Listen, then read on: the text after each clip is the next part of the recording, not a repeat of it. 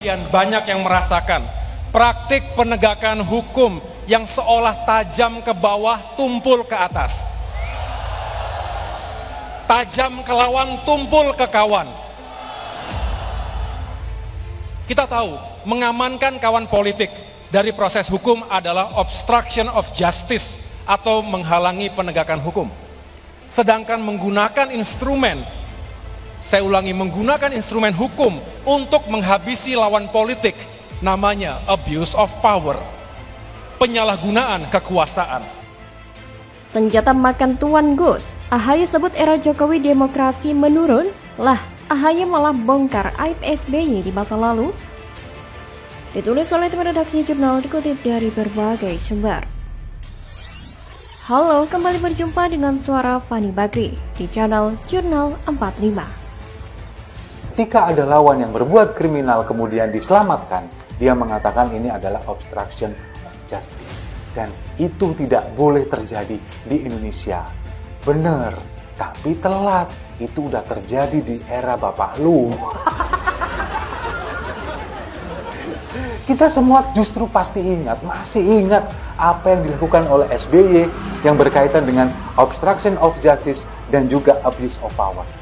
Dan Pak Jokowi juga akan selalu lebih baik dari Pak SBY sampai hari ini dan sampai kapanpun. Karena ya apa yang prestasi yang dilakukan oleh SBY apa gitu. Kalau kita ingat SBY, yang kita ingat apa? Candi Hambalang, korupsi, Partai Demokrat dari ketua umum, sekjen, sekretaris, semuanya elitnya masuk penjara kan, itu faktanya gitu. Udah nggak bisa dibantah lagi. Jadi saran saya bagi Demokrat ya introspeksi lah. Mengkritik itu boleh, silahkan. Tapi kalau Anda nyinyir, mempermasalahkan dan membandingkan dengan zamannya SBY, itu Anda bunuh diri namanya. Mungkin pada waktu itu AHY nggak ingat. Atau mungkin pura-pura lupa karena waktu itu dia sedang sibuk bekerja atau mengabdi kepada negara sebagai anggota TNI pada waktu itu ketika bapaknya menjadi presiden. Itu yang terjadi. Nah sekarang di depan ribuan kader PKS, dia kemudian berkoar-koar mengatakan bahwa ini tidak boleh terjadi di Indonesia. Itu sudah terjadi di era bapaknya. Jadi biar publik ini juga percaya bahwa apa yang disampaikan oleh AHY bukan hanya sekedar asumsi ataupun opini yang menyesatkan. Kasihanlah rakyat ini kalau menerima informasi sesat seperti itu hanya karena ambisi seorang AHY ingin menjadi wakil presiden ataupun presiden. 10 tahun memegang kemudi Republik Indonesia, Susilo Bambang Yudhoyono dinilai lebih banyak gagal dibanding Jokowi yang belum sampai 3 tahun mengambil alih kemudi. Namun AHY terus-menerus membela SBY dengan menyerang Jokowi dengan cara membabi buta. Ketua Umum Partai Demokrat Agus Harimurti Yudhoyono menyindir praktik penegakan hukum yang terjadi di Indonesia saat ini, di mana hukum seolah tumpul ke atas tapi tajam ke bawah. AHY turut mempersoalkan praktik penegakan hukum yang kerap hanya tajam ke lawan politik atau oposisi. Hal itu disampaikan AHY dalam sambutannya di Puncak Milad ke-21 PKS, Istora Senayan, Jakarta, pada Sabtu 20 Mei 2023. Ribuan kader PKS yang hadir di dalam Istora Senayan pun berteriak, "Betul!" Menurut AHY, penguasa tidak boleh menggunakan instrumen hukum untuk mengamankan kawan politik dari kasus hukum. Jika itu sampai terjadi, maka penguasa telah melakukan pelanggaran berupa obstruction of justice atau menghalang-halangi penegakan hukum. Di sisi lain, kata AHY, memanfaatkan instrumen hukum untuk menyerang lawan politik juga salah. AHY menganggap itu sebagai penyalahgunaan kekuasaan. AHY mengatakan, baik praktik abuse of power dan obstruction of justice oleh penguasa itu tidak seharusnya terjadi di Indonesia. Ia menilai, jika hal tersebut terus terjadi, maka demokrasi akan mengalami penurunan.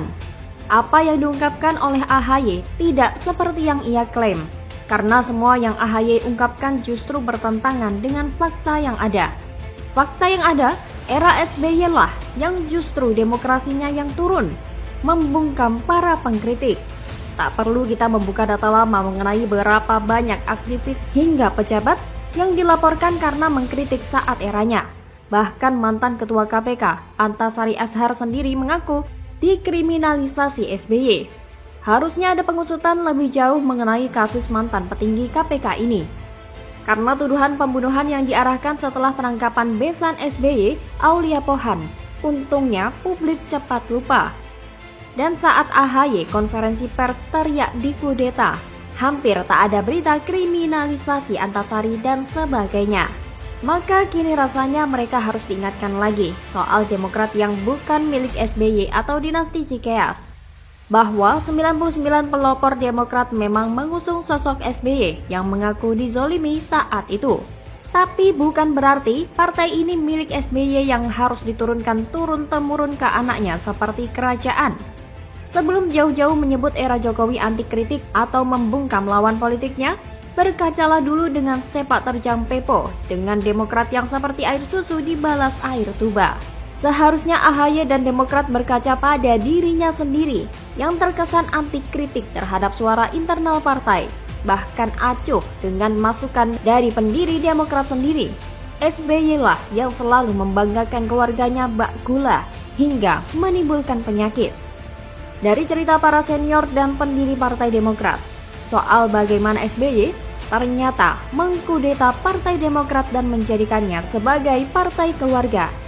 Hingga proses bagaimana AHY akhirnya jadi ketua umum dalam kongres tahun lalu. Apakah ini yang disebut sebagai sistem yang demokrasi? Justru di era Jokowi inilah kebebasan demokrasi berjalan dengan baik.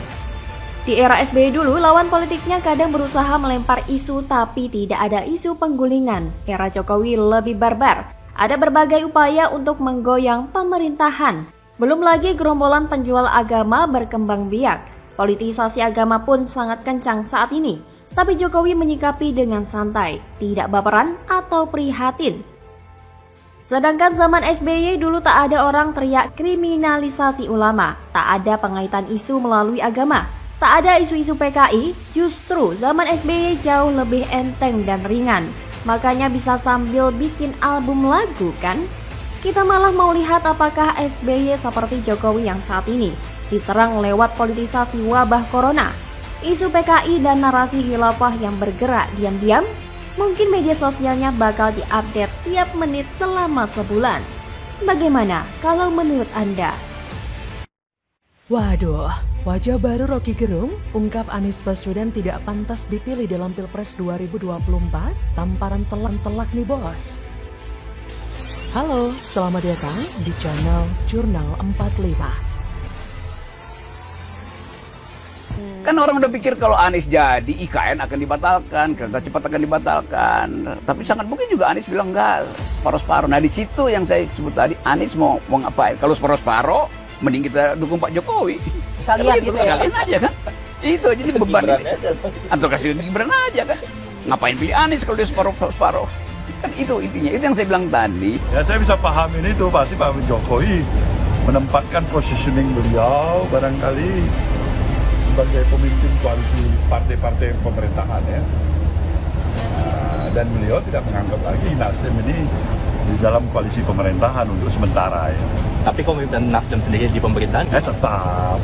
Pengamat politik sekaligus akademisi Rocky Gerung tiba-tiba mengatakan bakal calon presiden Anies Baswedan tidak pantas dipilih sebagai presiden. Menurut dia, saat Anies terpilih, tak ada kepastian bahwa apa yang dilakukan Presiden Jokowi akan dia lanjutkan. Seperti IKN dan kereta cepat, kemungkinan besar akan Anies batalkan, apalagi melihat Jokowi yang kontra dengan Anies.